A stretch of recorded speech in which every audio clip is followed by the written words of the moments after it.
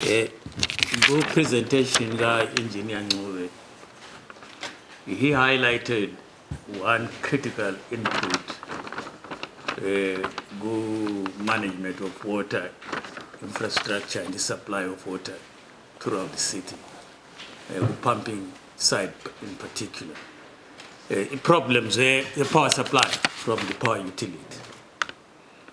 I think there is general acceptance, not only in Bulawayo but nationally, that the power supply situation in Zimbabwe is likely to get worse, not any better, not in the short term, not in the long term, unless there are major investments in incremental power generation throughout the Zimbabwe's energy architecture. Since independence, there's been a serious shortage of investment in that sector. Hence the problems we have today in Zimbabwe. It's also a regional phenomenon. It's not only Zimbabwe that has power shortages. South Africa has its own problems. We are aware of what ESCOM is going through at the moment. Zambia has its own problems. Botswana has its own problems. And all countries are responding differently to that challenge.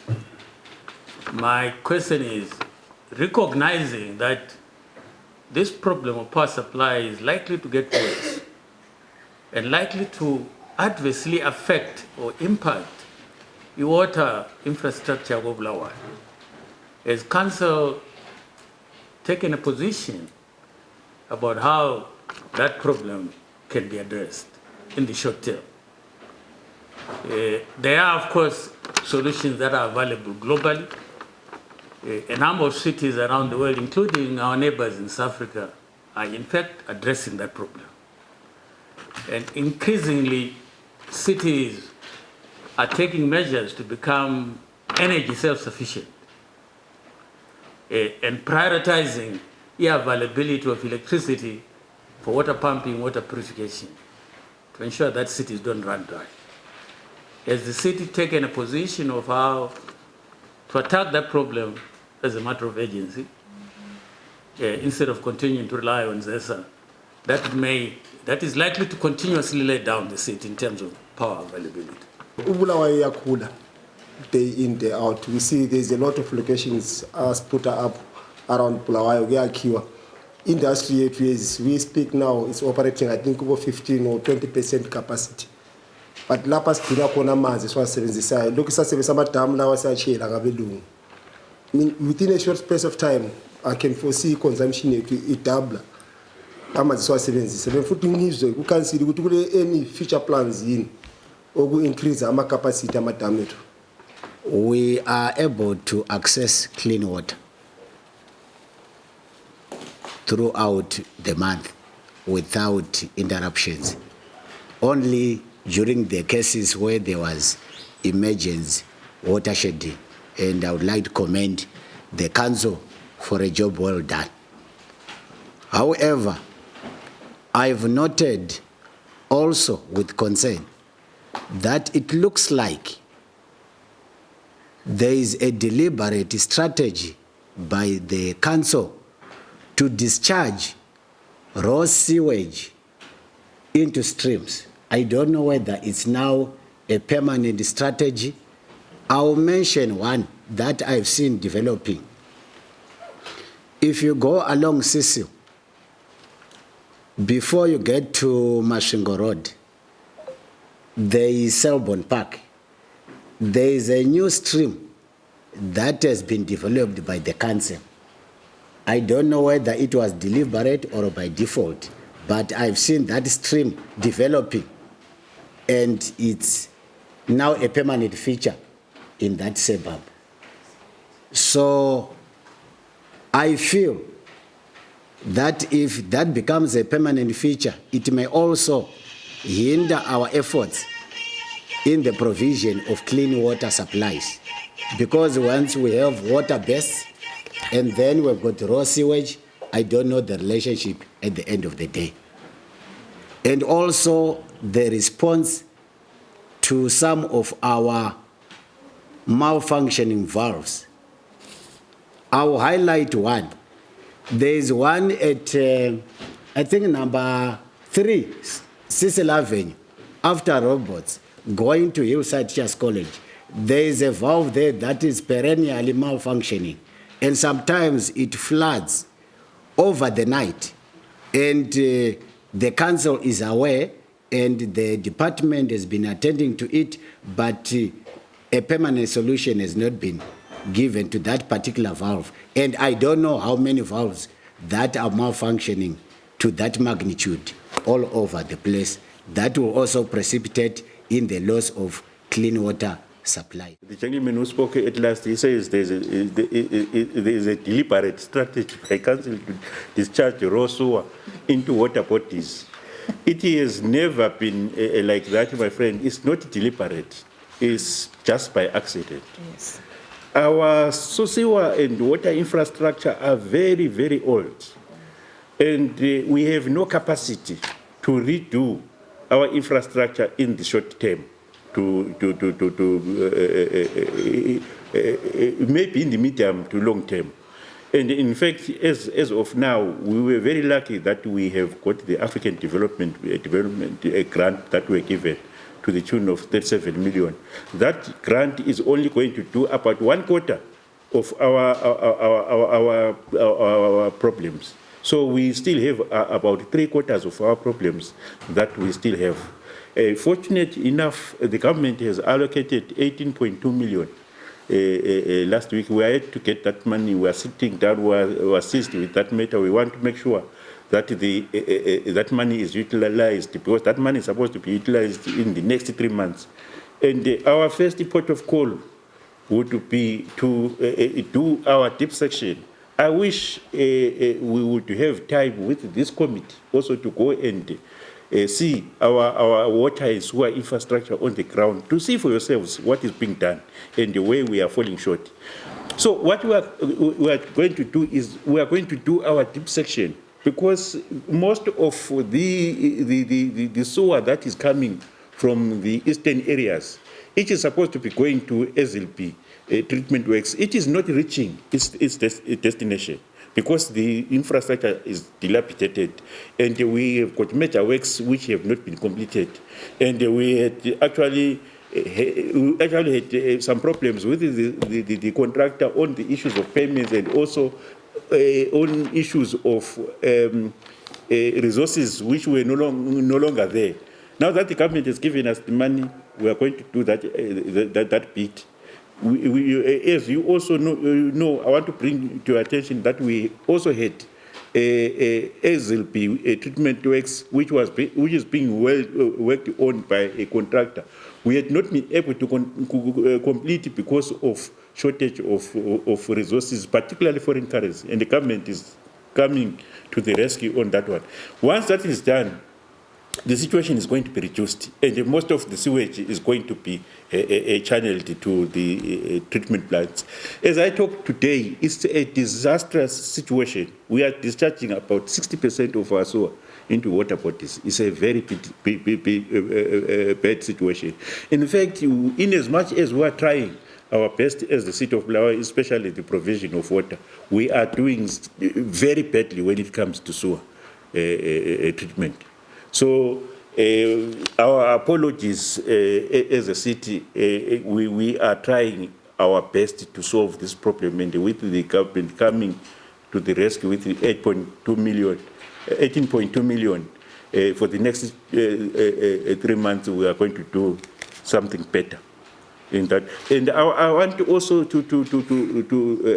say we are extremely sorry to you as a person who has raised this issue, and to the public at large, to say complaints are raised and we are not able to attend to your complaints in good time. We are overwhelmed. The situation is extremely bad. We don't have the resources, especially the financial resources, and also the issue of human resources. But the issue of human resources is being corrected now, because government has given us a go-ahead to recruit, because we were seriously understaffed. And also, Mr. Mashonganyika raised the issue of of dams to say our dams are no longer able to cope and the population is growing. Something needs to be done. Unfortunately, Mr. Mashonganyiga said, with all due respect, that is not our mandate. It is the mandate of Zino. Zino now builds dams. We may want as a local authority to build dams, but we cannot because in terms of law, that is the mandate of Zino. But however, I am not talking on behalf of Zino, and I'm not supposed to. I wanted to indicate to you that as the consumer, we have signed a purchase agreement with the developer who wants to do glass block dam in Mad South. That is going to be a very good, big dam, although it is being done through Zino. We are the consumers, and the purchaser wanted a purchase agreement so that he knows, they know that we are going to consume the water. That we have done. And also, as you know, we have got the Kwai Shangani. There's some progress there, though very little. And also in the long term, we have got Zambezi water project. All these are Zino projects. But of course, we've got an interest as the city of Bulawayo. Let me then end by responding to questions that were raised by Mr. Nyati to say, for how long are we going to be dependent on Asakhe for the supply of electricity? And one of the things that he was suggesting that we need to invest heavily in power generation and most probably get off Asakhe.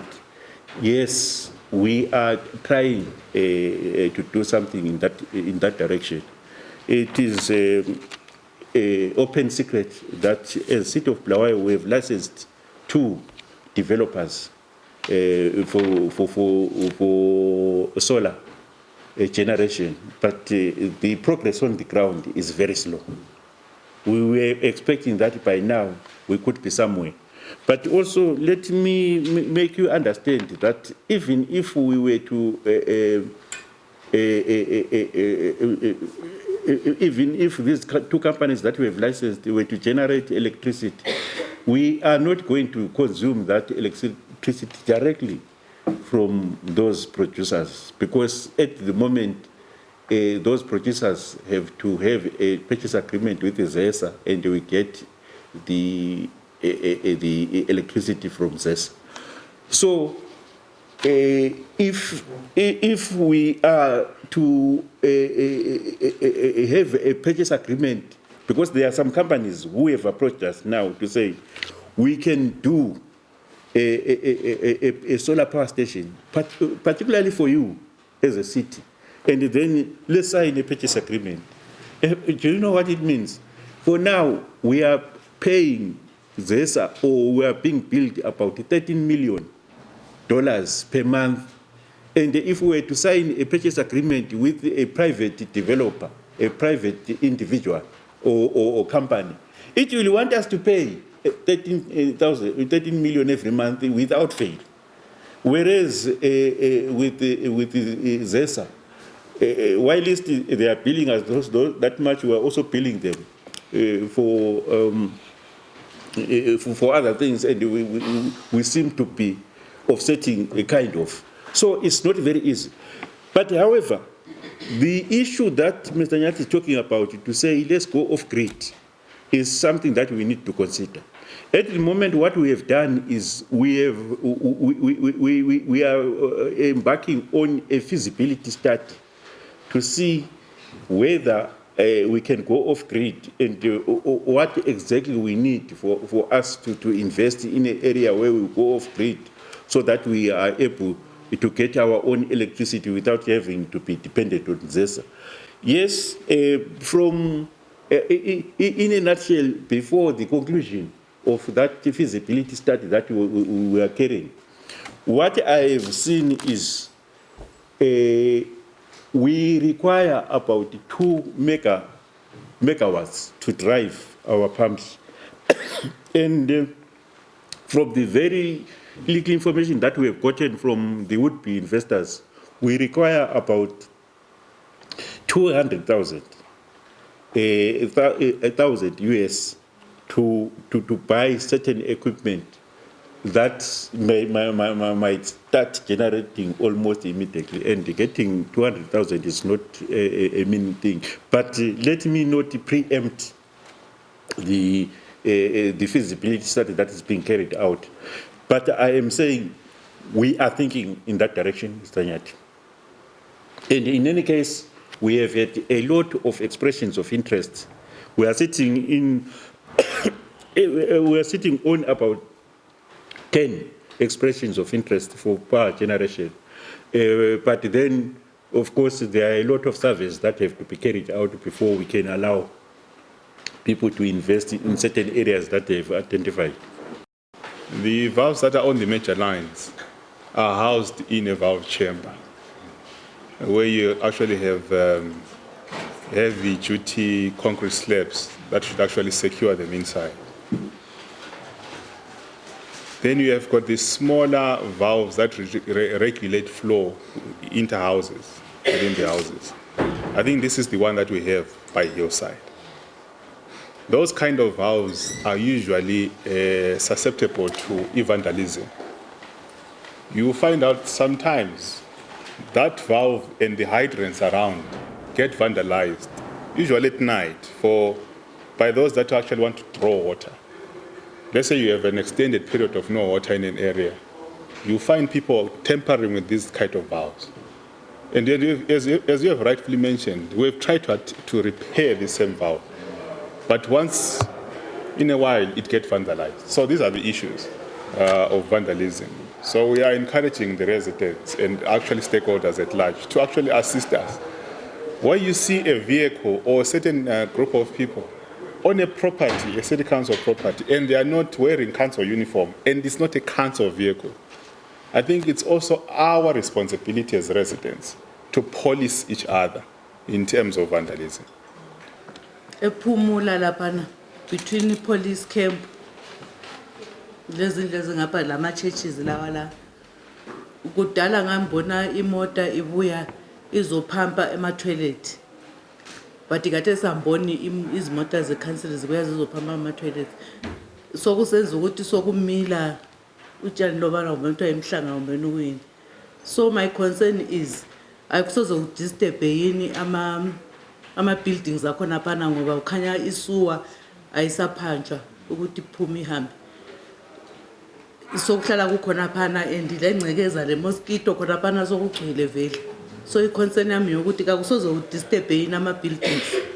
And enye iconcern yami engizwileyo ngiyama committees. I'm sorry mina I'm always attending ama meetings lawo but ama committees angiwazi. Benqala ukwezwa ngapho ngiwazwa last time likhuluma ngawo but ukuthi thina safaka kuyiphi I'm not sure. Two things just in response again to the committees. I did put my name down for, I believe it was resource mobilization, but I did raise a query on one of the emails. I don't know if we've had an opportunity to sit. So we are interested, Mr. Town Clerk, but I think some of the processes and the busyness affecting that. But we would definitely like to participate and contribute in those matters. Secondly, I just wanted to find out with regards the boreholes in the communities. You've highlighted that council isn't directly responsible for them, but they've been donated by various well-wishers.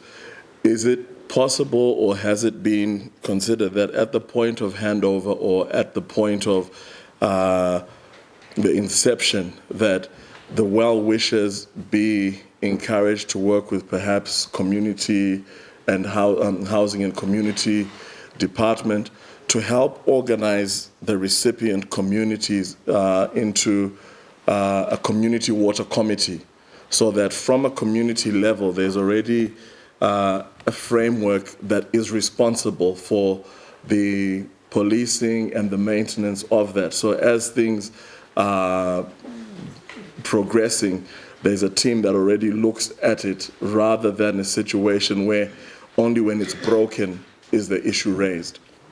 When these balls were handed over to communities, they were given even the tools for the maintenance of these balls. But because these tools, some of them were kept by councillors, unfortunately, when the councillor, maybe there was a change of councillor after the election, there was no handover takeover. And that's how these tools got lost, and that's how this arrangement got disintegrated. But like I said, it is our duty as council to make sure that we make sure that there is a system. So, like now we are doing the polls, and we are reorganizing the communities to make sure that there is continuity, to make sure that they don't come to us as council, because that is very expensive in time and in resources. But we will continue to support them in that regard. The issue of committees, I think after I've said something, Mrs. Prof, you may have to show how the committees look like, and those who are prepared to go into the committees may help volunteer to join them. Can you take, Engineer Ngube, the issue of the sewer blockage near Pumla police station? What is the situation like? The procedure is that any donor, when they come in to drill a bore or to donate such kind of facilities, they come in through the council, because they are the ones who actually then interliaise with the AMA residents through AMA policymakers.